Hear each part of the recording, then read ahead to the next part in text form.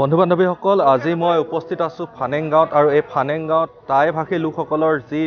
পয়পি মাওতাই অৰ্থাৎ নৱবৰ্ষক আদৰাৰ যি উৎসৱ সেয়া দুদিনীয়াকৈ পালন কৰিছে আৰু তাৰে দৃশ্যসমূহ আপোনালোকক দেখুৱাবলৈ আজি মই ইয়াত উপস্থিত হৈছোঁ। ইতিমধ্যে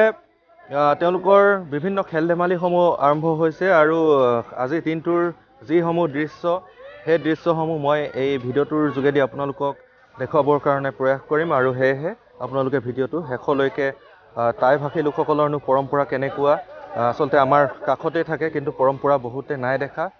সেই পৰম্পৰাসমূহ কেনেকুৱা চাবৰ কাৰণে আপোনালোকে ভিডিঅ'টো শেষলৈকে চাই থাকক।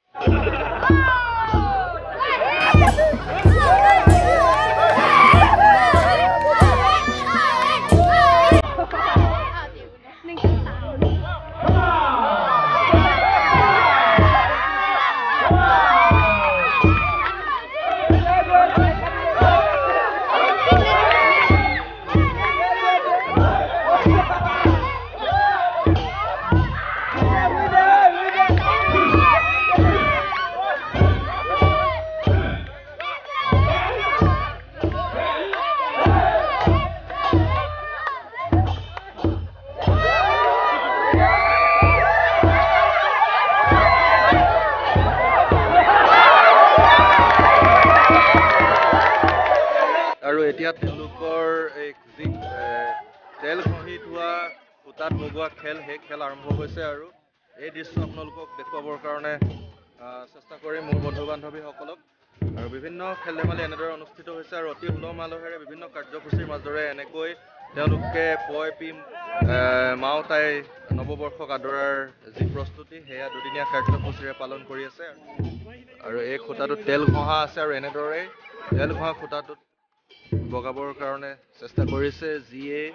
জিকিব তেওঁ ওপৰত বান্ধি থোৱা পুৰস্কাৰটো লাভ কৰিবলৈ সক্ষম হ'ব।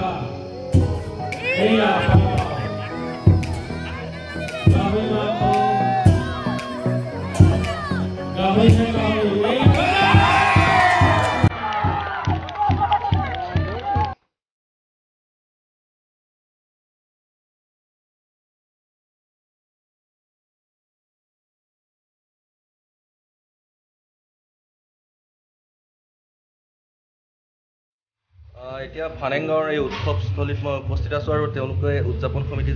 সমিতি আছে তেওঁলোকে আমাৰ কাৰণে খোৱা বোৱাৰ ব্যৱস্থা কৰিছে আৰু যি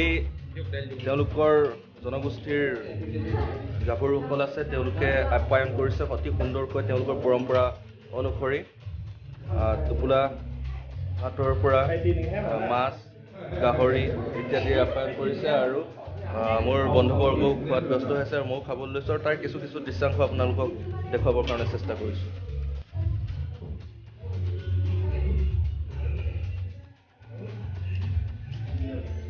সকলোৱে তৃপ্তিৰে খোৱাত ব্যস্ত হৈ আছে। এফালে নয়ন, এফালে দীপক, এফালে জিতু, এইফালে দূৰত নিউজ লাইভৰ আমাৰ ভিডিঅ' জাৰ্নেলিষ্ট বিকি, এফালে পৱন দা,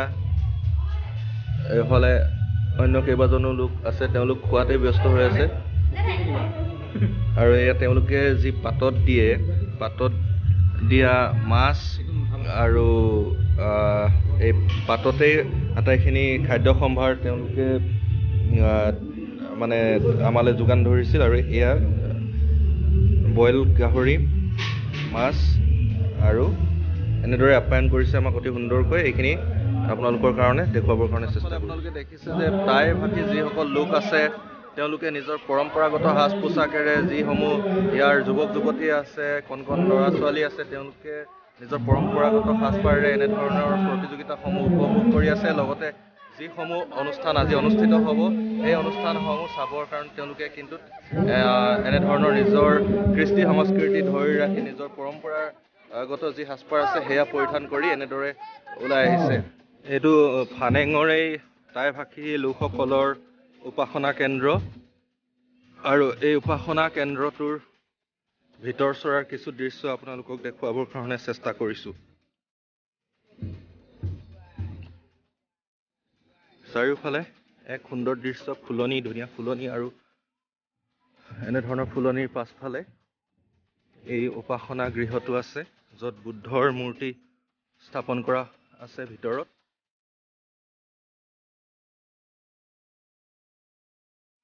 বাহিৰৰ পৰাই মই কিছু দৃশ্য আপোনালোকৰ কাৰণে দেখুৱাবৰ কাৰণে চেষ্টা কৰিছোঁ আৰু এইফালে দেখিছে ভিক্ষু যিসকল আছে তেওঁলোক ইয়াতে থাকে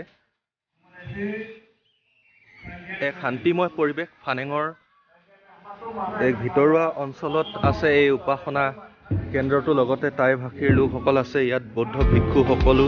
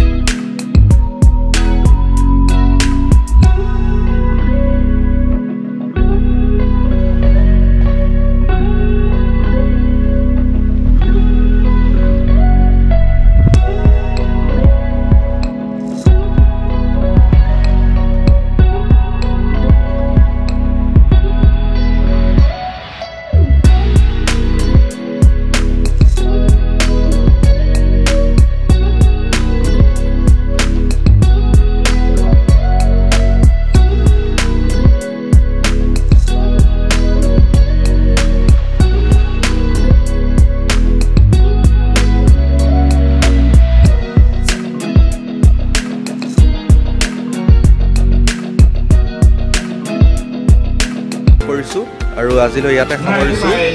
ধন্যবাদ জয় আই অসম